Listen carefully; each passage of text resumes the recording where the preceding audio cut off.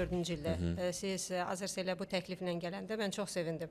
Çünki bizim o xəyallarımız, yəni Orxan bəy də bunu xəyal edirdi paralel olaraq və məndə də bu ideyalar var idi. Mən düşündüm ki, nə gözəl bir şey.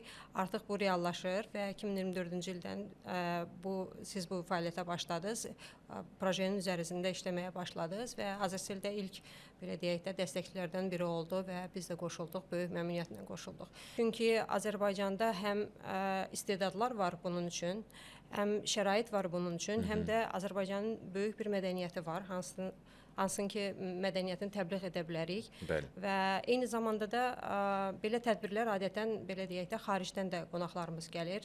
Bu da bir növ Azərbaycanın təbliğatıdır. Bu sahədə çalışan insanlar üçün, bu insanlar da reklamla məşğuldur və təşviqatla məşğuldur. Yəni, düşünürəm ki, haradasa Azərbaycanı bir ölkə kimi də təbliğ edəcəklər.